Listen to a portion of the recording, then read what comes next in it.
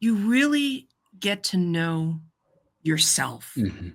That's who I found in the rubble, in the devastation of my partner's betrayal. Mhm. I found myself. I had lost myself somewhere along the way, and I didn't even realize it. Mhm. 'Cause I had been everything to everyone. And in doing so, I was gone.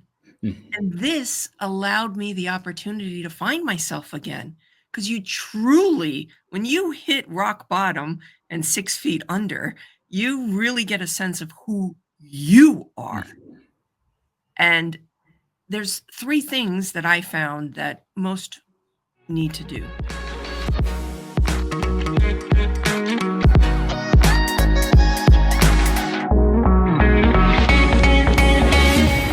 I am with Vanessa Cardenas. Vanessa, you are a, what do you like to call yourself? My preferred title is relationship reset I like that. expert. I like that reset. Oh my gosh, which is so pertinent to this issue. And I think the best thing to tee it off was what you and I were just discussing, the two different realities between the betrayer and the betrayed partner, or whatever it is that you like to call those two partner people.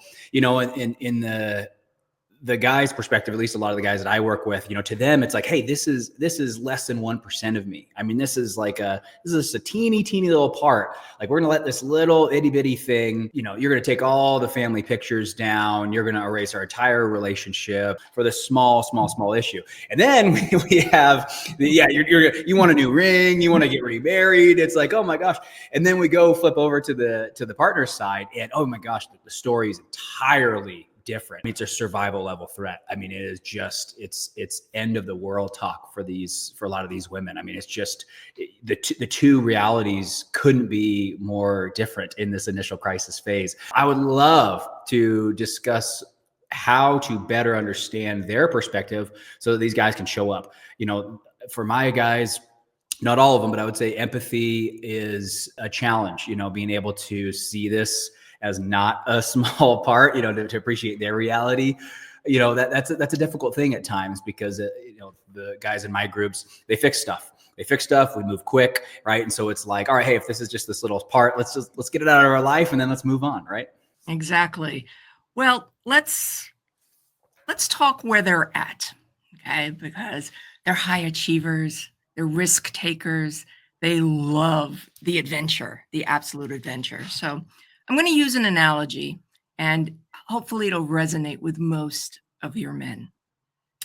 Skydiving. Skydiving. Yes, skydiving. Most of the time you skydive from about 10 and 15,000.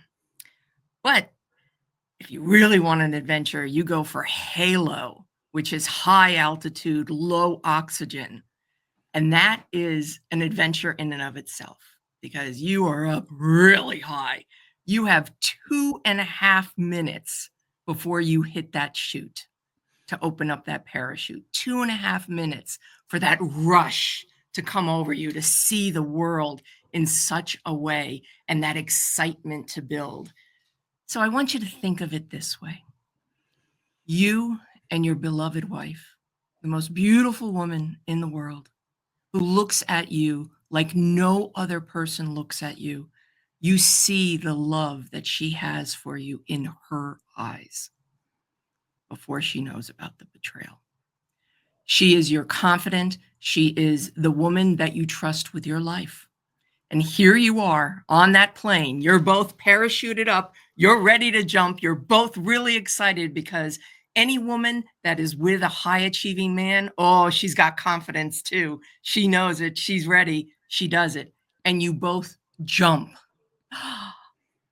It's glorious. And suddenly she realizes that you have been stabbing her parachute. Mhm. Ever so slowly, you have been stabbing her parachute. And she realizes, "Oh, when my parachute opens, I'm going to fall faster. I'm going to fall so much faster and I'm going to hit that ground." Now, I'm not saying that she's going to die. You're not trying to kill her. I get that. But every action that you have done is another little Mhm. slice in that huge parachute. Okay. And that's what you're thinking. This is a little itty bitty thing that I have done. and you're making a big deal about it. Well, not for nothing. It's lots of little cuts. And when that parachute springs open, oh, it's going to get messy and she's going to fall so much faster than you. So what does she do? She clings on to you. She holds on to you. Yeah, she's angry, but she's holding on to you because she knows that there's an alternate reason why you're doing this. You don't have any intention of hurting her. What you're doing really isn't about her. And that's what I teach women, is that though it was done to them, it wasn't about them. And that's a hard concept for women to wrap their head around. But meanwhile, you're free falling. You're both free falling. You're going to get to that ground very, very quickly. And you open your parachute and she opens her parachute and she's falling so much faster than you are. And she gets to the ground and she's shattered. She just is. She can't understand why you have done that. And why is the biggest question. And as you land with the knife in your hand, you're holding the knife. You don't understand why you're holding the knife, for the most part, until you start working with Roland. And then you realize why you're holding the knife, why you're self-sabotaging your relationship with the woman who loves you more than anything else. And she turns to you, tears in her eyes, not understanding why. Why did you take this experience? And this is just a metaphor of your life. Your life goes at warp speed and you see it all. You see all of it. And it's so glorious. Why did you have to ruin it? Why did you even have to speed it up? Because, of course, the parachute opens and it moves much faster. But I try to use that metaphor with the men who walk into my office. And it might not be sex addiction. It might not be porn addiction, but it might be infidelity. Yeah, cheating. And they don't understand, well, why can't you just get over this? Enough already. Can we stop talking about it? And they don't realize the pain that their woman is in. And the pain is really severe. I'm feeling the intensity. Intensity. It's a great, I like the small cuts with your example, because they are, to us, they're small, they're occasional. Hey, I went a year one time without doing anything. Don't I get credit for that? Right. But I love the analogy, because even if it was just one cut, imagine the look, from her face looking at you when you stabbed it at all, regardless of how small it is. I love that analogy, because I think as somebody who's lived this, that's the way she looks at me. And I think I like keeping with this analogy, because, there'll be times where we'll be sitting on the couch and we're a year or 2 years past discovery. And, she'll look over me like I'm the guy who stabbed her parachute. And, I like that analogy, because without the parachute analogy, I look over and I'm like, oh, you're still not over that? Come on, it's been 2 years. But again, I like this comparison you're making, because how do you forgive somebody for that? I mean, it's just it's so hurtful. Even when you know the why, it's like, couldn't you realize what you were doing to me and what was going to possibly happen? And the truth is, and here's why I love what you said was, we didn't, it's like you said, I love the imagery of standing on the ground, looking at the knife in your own hand, knowing that you did it, having a memory actually that you did it, but kind of being in your own disbelief. Vanessa, I think one thing that I would, I'd like to speak to before I turn it back over to you is, I think the challenge with compulsive behavior, addiction, whatever it is that you're dealing with, is, at least for most of the men that I meet, they didn't necessarily want to do this. That's why they were hiding it. That's why they were lying about it. They didn't even tell their best friends about it. I mean, some of the acts were very shameful. Paying someone to have sex with you is just something that you hope nobody finds out about you. But I think it's tough, because here you are being accused of all these things and you're looking down, the knife's in your hand. And so you're not necessarily saying you didn't, but at the same time, you're on their side. And so it's tough in the therapy office, because it's like, hey, why are you guys looking at me? I'm on your team. And so, the guy's perspective, it's a really tough position to be in, because you're being corrected, scolded, whatever it is that your brain's telling you is happening to you. But at the same time, for me, it's like, hey, I'm on your team here, honey. I don't have wanted this to happen, but I do. I love the analogy of I love that, just staring at the knife in my hand and knowing that I did it and having memory that I did it, but also not knowing why. And to be completely honest, feeling an immense amount of shame, guilt, disgust. I mean, my gosh, I all of this, I've done a good work on this, but the one thing that I have not forgiven myself for is the fact that I did this to my wife. I mean, Mhm. I don't know how I can ever reconcile what happened. So talk to me. I think what my men are really going to want to hear after your intro there is, I know this is kind of an interesting place to start, but I do want to start here because I think it is going to be what everyone's wondering, which is, I love what you just said. Hey, can you go convince my wife that I didn't mean to do this so that she can get over it faster? What's your response to that? Yeah, that happens quite often. I get that quite often from men who stumble across me and they're like, "Wow, you're really empathetic. Like you get it, you understand." And I usually tell them, "Well, no one studies betrayal unless they've gone through it." Guilty, I've gone through it. My husband ripped out my heart and stomped on it. And for not days, not weeks, not months, almost years, it took me going through all of the challenges that come with it to get to the other side, to still be married. 2 days ago, just 2 days ago, we celebrated 34 years. Wow, cool. We have a little asterisk next to the 4. We do, because those are the painful years. Yep. Those are the years that you need to ask, "Hey, what was going on during that period of time?" And I give a lot of credit to my husband. I do. He worked really hard to move his way through, and I saw that after Mhm. I could see through my tears Mhm. and how it affected me. And I mean, it was a case in point where I didn't have any mirrors in my house for a long period. I couldn't look at myself in the mirror because that shame and guilt that you spoke about displaced onto me. I took it on for myself. He didn't give it to me. I took it on because suddenly I was full of guilt and shame. What did I do? What didn't I do? I ran through all of the variety of questions. And then I was subsequently angry at him that I had all of this. Like, wait a second, you did this. Why am I suffering? And I wanted to see his suffering, the magnitude to parallel mine.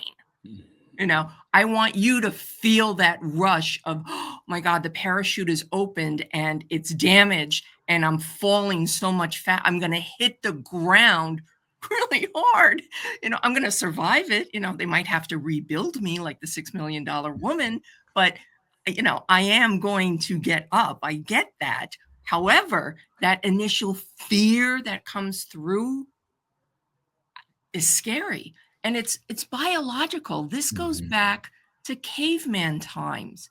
For a woman, if her mate got eaten by a saber-toothed tiger, the likelihood of her survival was minimal at that point, unless another man took her into his tribe. Mhm. But other than that, she'd be left on her own. So the Mhm. abandonment becomes real and we feel it so viscerally. And what happens with most women that in that initial crisis, this ecosystem becomes a coffin for Mhm. all of those emotions. And it runs on a continuous loop that is so detrimental and so hard to get out of.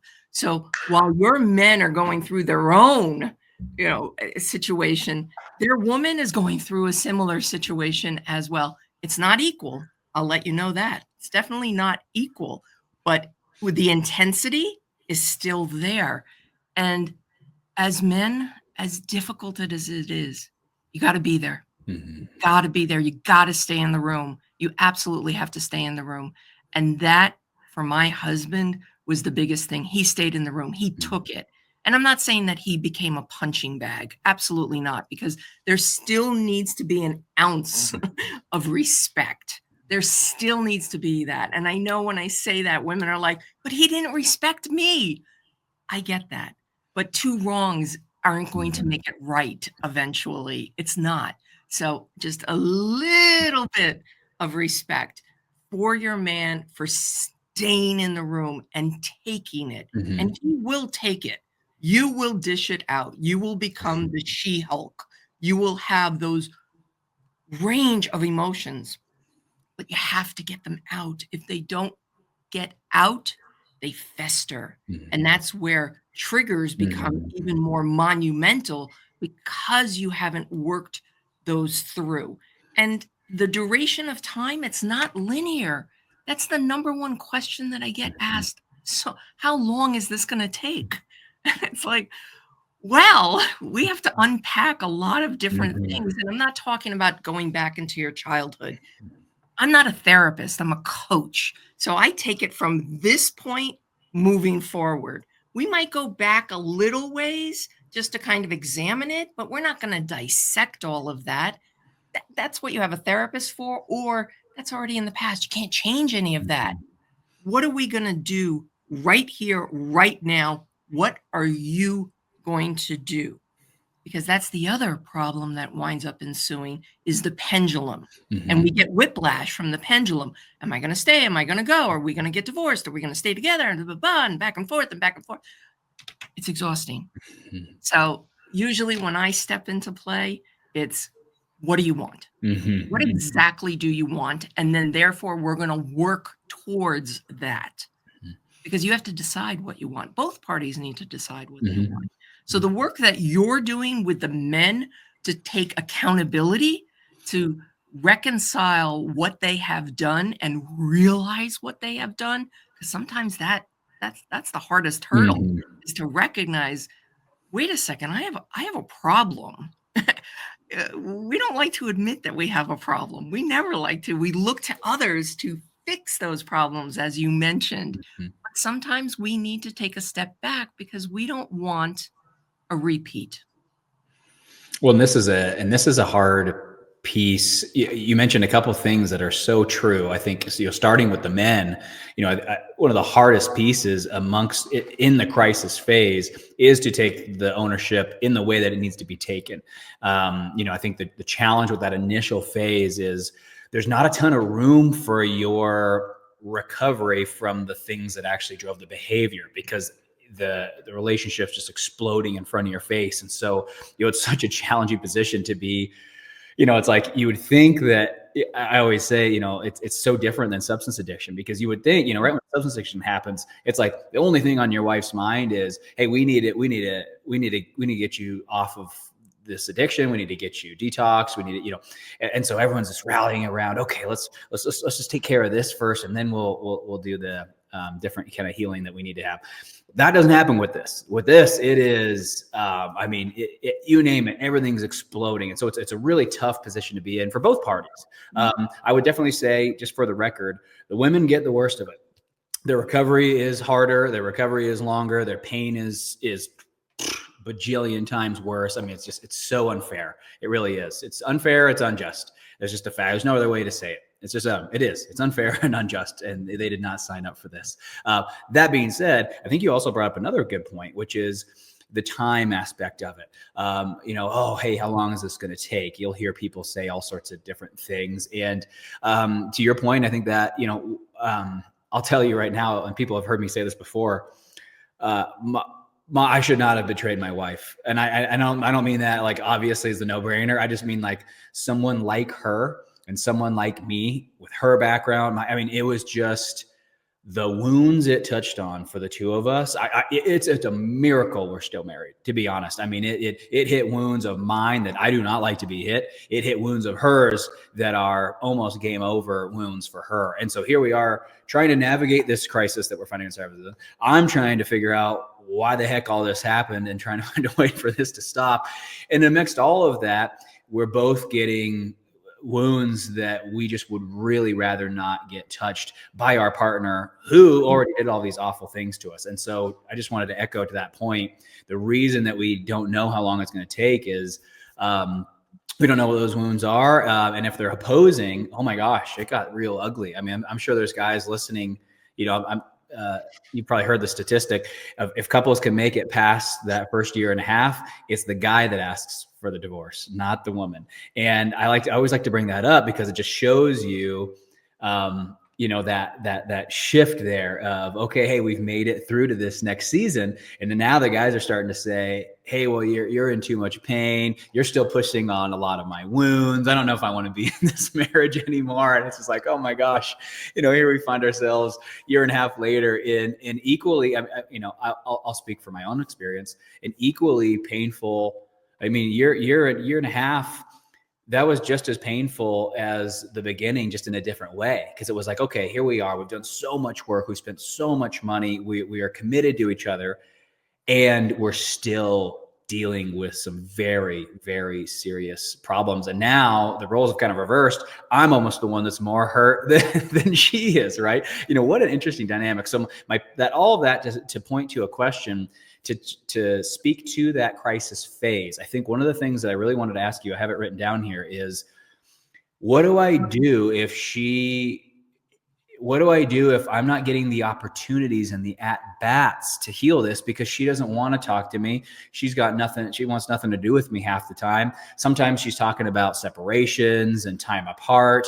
A lot of the guys are freaking out in that beginning phase because they're trying to make these gestures. And it almost feels like there's not an opportunity for those gestures in the crisis phase. Can you speak to that concern?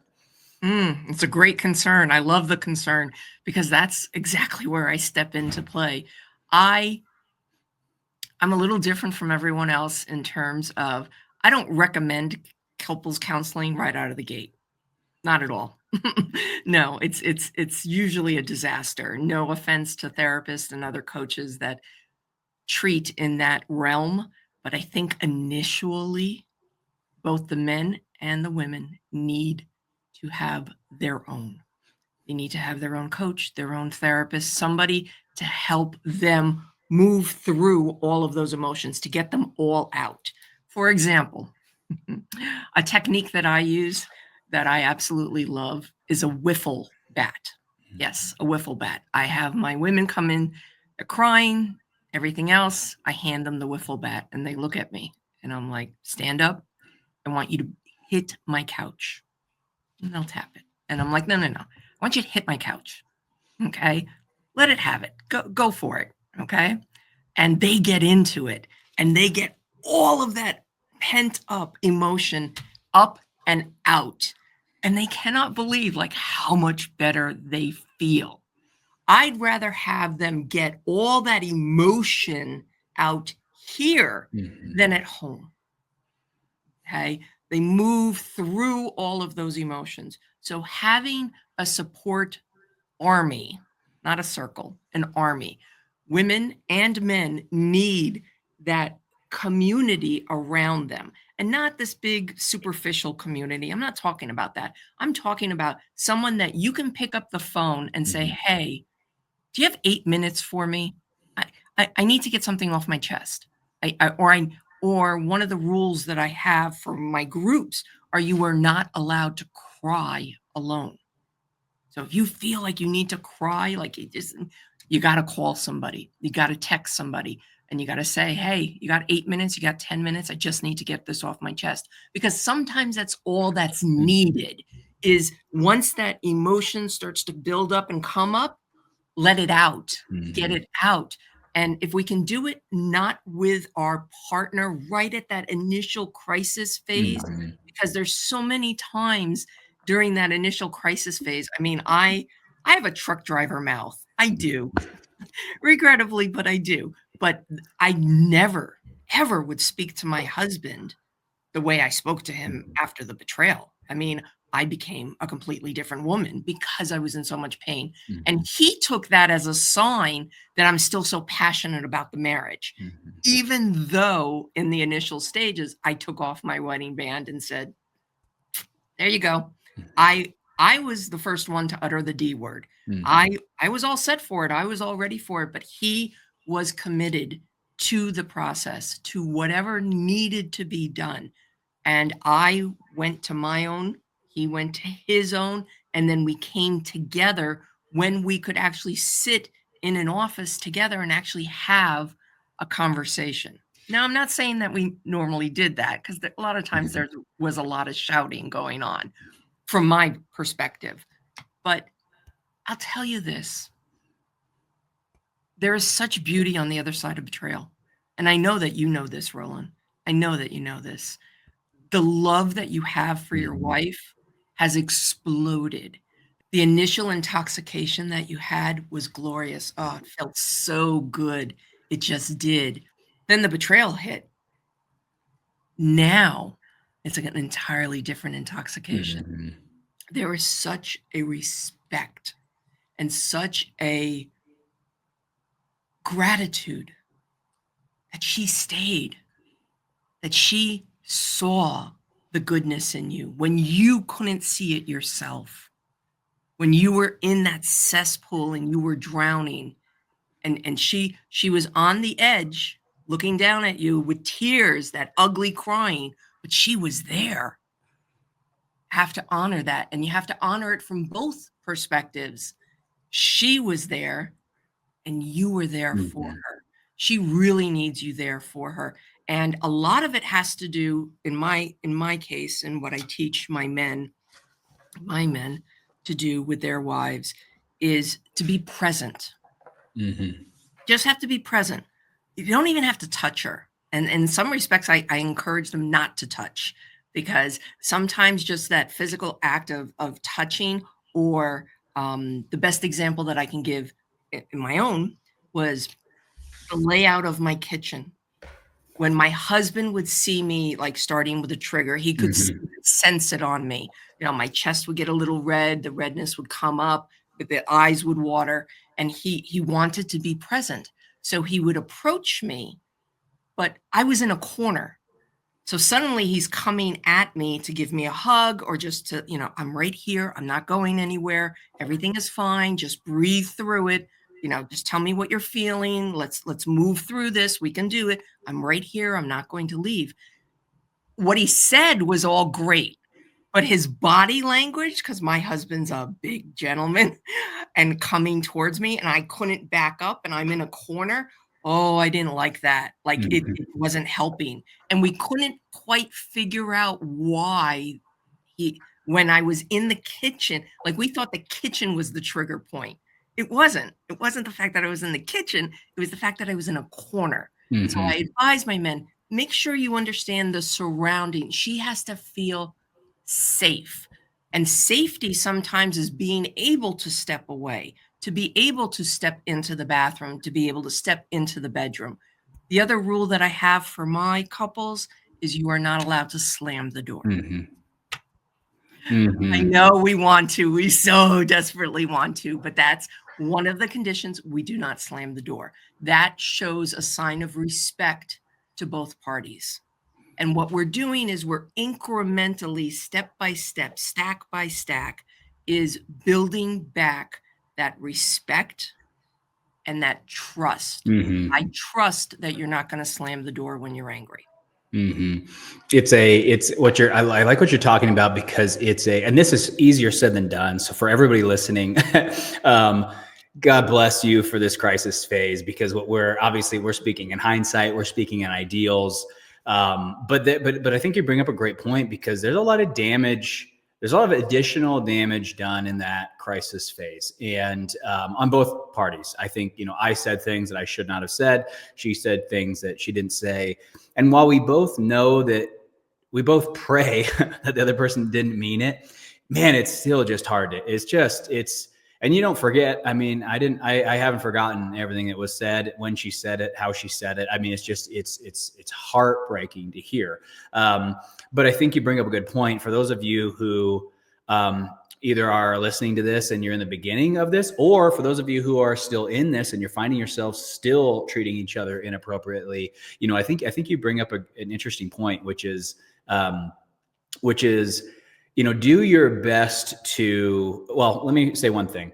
Space might not be a bad thing. I know a lot of guys, they correlate that with divorce and the end of the marriage. Man, there's a lot of ugliness that can happen in that beginning. So, the two of you kind of making a therapeutic plan for space, it might not be that bad of a deal. But I do like what you said, which was, you're going to want to say things, and at least for my wife, she wanted to say them to me.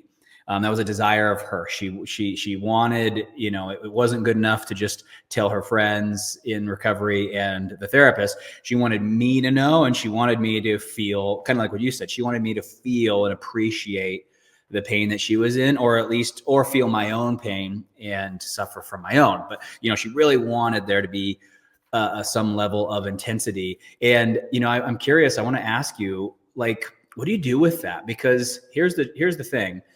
I was not blindsided. I knew what I was doing. I knew what I was doing the whole time, and I knew I was hiding it.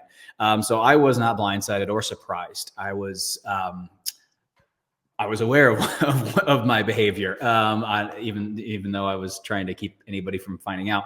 But my point is, to me, it didn't hit me like a semi truck. It was more of a, oh crap, this the thing that I was hoping would never happen is happening, but I wasn't shocked. So, and then obviously the hurt was different because I wasn't lied to. My wife just the other day, she was about an hour and a half out of town visiting a friend, and I knew she was there. I knew she wasn't with another guy. I knew, I never checked. I never checked her location. I just, in my body, I know my wife, and I know she's with her friend and not with another guy. Imagine, oh my gosh, what it would be like to no longer not know that for sure, right? To want it to be true, but not to know for sure. So obviously the pain is so great there. But my question is, there's a discrepancy, no question about it. There is a discrepancy in how the pain's felt between the two genders and just the type of people who engage in behaviors like this. There's a lot of compartmentalization, a lot of dissociation, isolation. And so there's this huge discrepancy between people who don't want to feel it and then people who are feeling it. And how do you reconcile that? Because there is definitely a desire, she said over and over again, I'm sure all the guys listening to this have heard the same thing. I want you to appreciate the pain I'm in. I want you to feel the pain that I'm in. I feel like you don't acknowledge it. You don't appreciate it. You don't know it. You're trying to move on. How do we reconcile such a thing? Because, my take always was, oh my gosh, you're in so much pain. I wish I could take it away from you, but I can't. But one thing I really, really can't do is feel the magnitude of the pain she's feeling, just not being somebody who's suffered it. How do we reconcile stuff like that? Because that is, I'm sure you had the same desire, Vanessa. Oh, absolutely, Roland. It's exactly what you said. I really appreciated when my husband said it. Mm-hmm. Couldn't do it, but Mm-hmm. I mean, he would say, I'll chop off my left arm if that will make you feel better. I will do whatever it takes. I know that it doesn't even compare to what you're going through. Mm-hmm. But I'm right here. I'm right here right now. And he would say it over and over again. And that consistency is absolutely needed. Mm-hmm. It is, because a lot of times one of the things that happens is when anyone just feels that fear come over them, their middle ear stops working. They Mm-hmm. don't hear anything. It's just wah wah wah wah wah. It's actions. It's, again, being present. It's being right there. It's not allowing your frustration of, oh my God, this is taking so long. Why is she going through this yet again? I don't like the way this makes me feel when I see her fall apart. Acknowledge that. Say that. This hurts. It so hurts me to see you in so much pain. Describe, from a male perspective, describe what it feels like to Mm-hmm. see her like this. Because sometimes just your description Mm-hmm. is enough to alleviate it. Mm-hmm. And keep the temper as best you can, and I usually tell my women, when he reacts, It's because hurt people hurt people. Mhm. It just is. And he just the reminder over and over and over again. It's like a dog. When you train a dog, a puppy, just because they have done their business on the floor 3 hours ago, you can't bring them back to it Mhm. and reprimand them for it. Eh, you have to at some point just breathe through it all. And it's hard. I'm not saying this is easy, not at all. Yeah, it took years for me to get through to the other side. And I'm so grateful now that I'm Mhm. through the other side. Mhm. It was a catastrophic event. But if I had to go through it with anyone, I'm glad that I went through it with him. Yeah, I like that. I like that. And you took us right to how I want to wrap up. I want both of us, I believe strongly there's a huge shortage of thriving couples. There's either one of two things is either going on. Either the thriving couples are off into the sunset and they're like, forget the betrayal, which I don't think is what's happening, but maybe that is. Or there's just a shortage of thriving couples sharing their story. Whatever it is, whether there's an actual shortage or they're just not sharing, I think it's an important story to share. So I'll go first, and I'd love for you to share. I think what I would words of encouragement that I would give to all the men and women listening to this is, you've heard the fairy tale promised to you probably by your therapist that it's the marriage that will exist on the other side of this will be better than any relationship you've ever had in your life. And I'll tell you, I know it sounds like a fairy tale. I know it sounds far off. I know it sounds far fetched. It is true, but I want to make it less of a fairy tale and make it just a lot more real and practical for everybody listening. It is better, but not in that shiny way that they are necessarily talking about it. I'm still a cheater. I still, when I go on a work trip, I speak on stages in a couple different industries. A lot of those conferences are in Las Vegas. She doesn't always go with me to them. Sometimes she stays at home. And am I the guy who cheated? And is that potential live in her brain forever that was once possible? Yes. So while it's better, it does not mean that she's like, oh, he would never do that to me again. It's not how the brain works. The brain is constantly reminding her, is this going to be the trip where he relapses, right? And that's fair, and you need to let her keep that. I just, I think you expecting that to be gone and her to blindly trust you again. I don't know if the brain works that way. It's wired to prevent against threats, and you were once a cheater, and so there's going to be that potential that could today be the day? Could this be the perfect situation, right? So I want to temper the expectations there. She would love to trust me blindly. I would love it if she could. Both of us are working towards that. Maybe one day we'll get there. But yeah, there's, she can't control what her brain suggests to her. So I just want to temper that piece. And then on the other side too, in terms of your guys' connection that you share, again, you're still the guy who cheated on her, and she's still a woman who was cheated on. And so, that part just doesn't vanish. I mean, it's a part of your story. So I think what I'm doing by that is I'm not trying to depress anyone. You're just known. That's what it is. You're both known. She's known in every capacity ever. She's going to be more honest with you than ever. She's going to come home and probably say something to you that you don't want to hear. She's going to say, hey, you know what? There's a guy at the gym. I wanted his attention.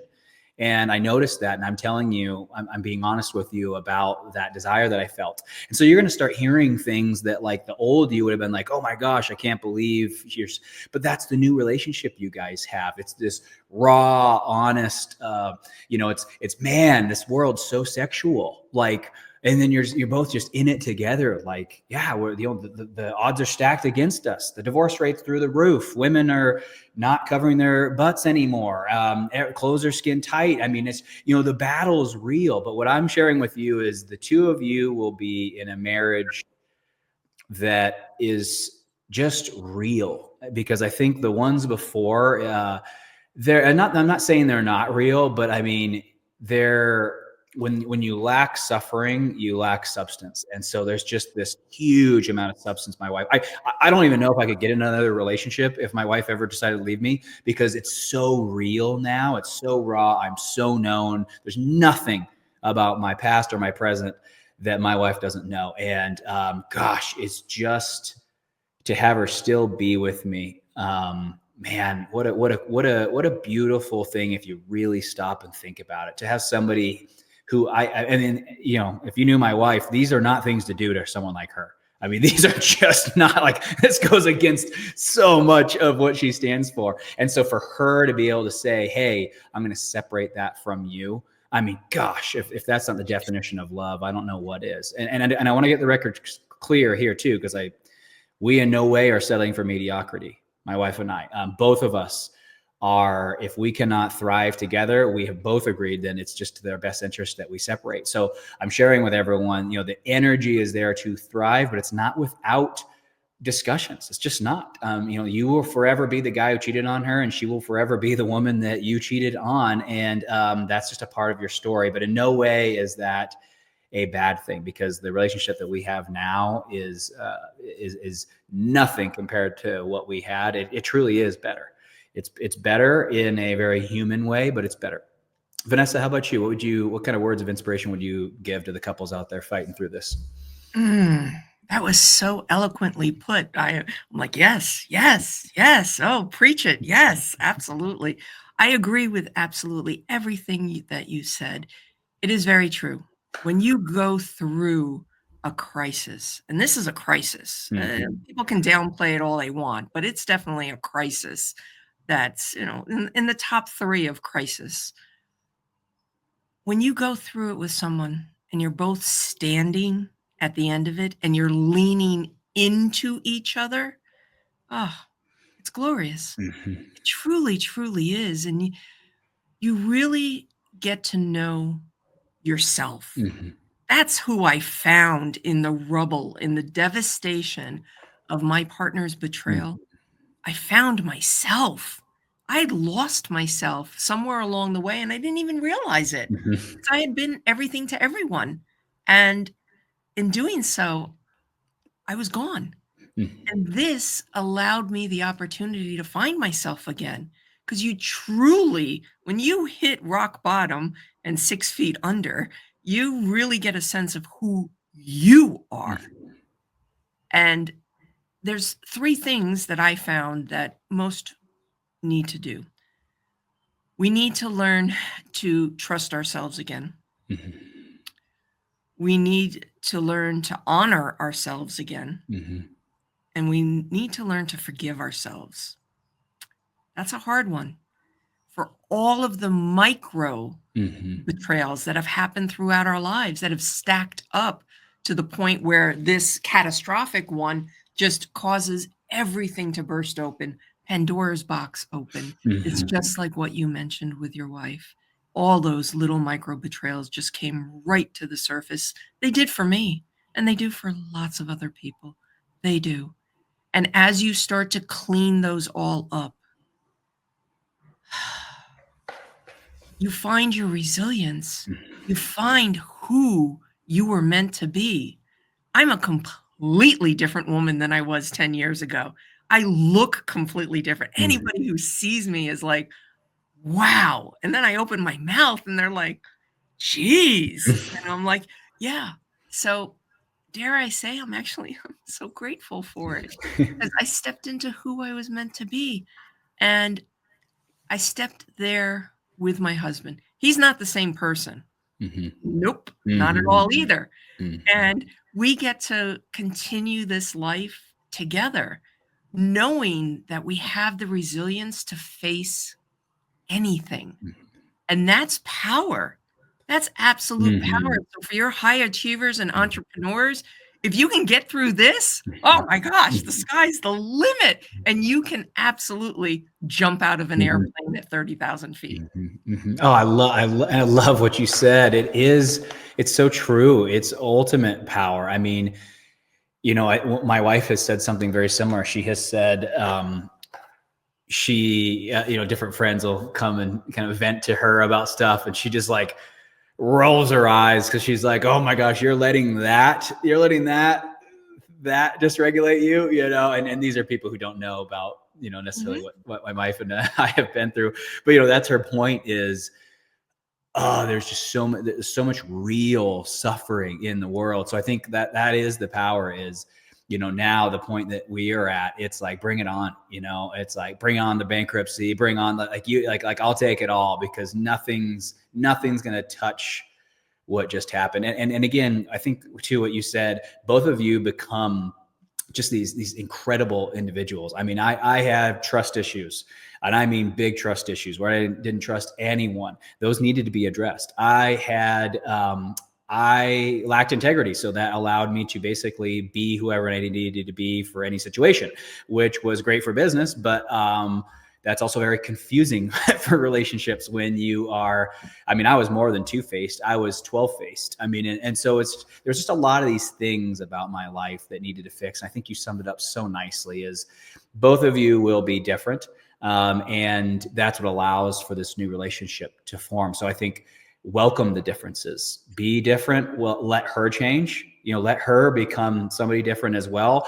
I think that's going to work out to your advantage. I think the way that the relationship can thrive is when you both become new, better, improved, more authentic people is what allows it to be such an amazing relationship in the next season. But oh my gosh, you said so many things. It's such an inspiring story. I miss this, and I want to bring this onto the podcast more often, because I think there's a huge lack of thriving couples who are saying what you said, which is eventually it's hard to get to, but to the point where it's like, man, dare we say we're grateful for this to happen? I hate saying it in front of my wife, because it's like, I want her to take the lead on it because I know it's hard to get out of her own mouth. But if she's honest, and I'm not there because she doesn't want me to be around to see it, but if she's talking to someone else, she'll say the same thing. She's like, honestly, in the end, I'm grateful for the journeys that this propelled us on. And for all of you guys too, don't be afraid of divorce too. I mean, you guys, this is not a save the marriage. That is not what Vanessa and I are saying. It's become your best you, find the truth. Don't latch on to things that are not true, that are harming your joyous existence here. And if that's not being together, then that's okay too. So in no way are we saying make it work. There's a lot of work for the both of you. And if one partner doesn't want to sign up for it, that's a bummer, because I'm sorry to say it, but this is going to be a long, expensive, drawn out process. But it's so worth it out of all the journeys I've been on. Vanessa, most importantly, if some of the partners or couples are in need of some assistance through this, where do they go? How do they find you? What channels? If they're trying to get a feel for your style, are there places that they can consume some of your content first before they reach out to you? Give us the lay of the land. Lay of the land. Well, I am on all of the socials. I'm known as Understanding Ear. Understanding Ear comes from my favorite quote from Stephen King, which reads in part, "The hardest things to say are the most important things to say. Mm-hmm. They tend to be locked within, not for the want of a teller, but for the want of an understanding ear." So my URL is understandingear.com. I am on Facebook as Understanding Ear Vanessa Cardenas. Also on Instagram, and where you found me, which is on YouTube as well. I do have 2 books that I have published. It started off as a guidebook that I needed when I went through the process, because I just found so many of the books that were on the market then to be very scientific, very long, and very guilty. You've done something wrong. And I didn't like any of them. So when I went through the process, and I had a great mentor who said, for us, for me and my husband, we kept it very close to the chest. Mm-hmm. We didn't tell anyone. My mother-in-law didn't even know about it, Mm-hmm. because we wanted to make sure that we didn't have the judgment of Yes. everyone else around us. So when I was in a wonderful support group, my wonderful mentor said, "You're really good at this. You need to be out there. You write this all out," because I would come in with journals. They would tell us the journal, and from week to week, I had a whole journal completely filled up. And what we did, which I thought was a great exercise, because we had that trust within the group, was we used to share each other's journal so that we could read each other's journal and everybody always wanted to read mine. So this mentor was like, "You need to write a book." So I did. I wrote a book, dealing with the devastation of your partner's betrayal. Yeah, cool. Yeah, what to do when your world falls apart. And it's short, quick, right to the point, short chapters, because when you're in the thick of it, you can't read anything Yeah, get long. to the point. Get to the Yeah, point. Yeah, yeah. exactly. Don't give me a master's degree. Just give me what I need. Yeah, give Exactly. me some hope, Yeah, just yeah, tell me that, what I'm feeling is okay. yeah. That this rage that I'm feeling that I've never experienced before, it's okay. It's okay. And then because of that feedback that I got from that book was, well, how do I talk to my parents, my in-laws, my kids? And that generated the second book, which is dealing with the devastation of your partner's betrayal, how to talk to your parents, your in-laws, your I love kids, and That's others. a wonderful resource. I can't. I'm shocked. I haven't. I shocked. I don't have a copy yet. I'll have to get it. That is such a wonderful resource. So social media, and then one more time with the social media, books. One more time with the website. Understandingear.com. And I'll put all of this in the show notes for everybody listening. But Vanessa, it's so great to have you here. I love this word of advice. I love to connect with thriving couples. It's a lot of work, but so worth it. Thank you for your time. Thank you.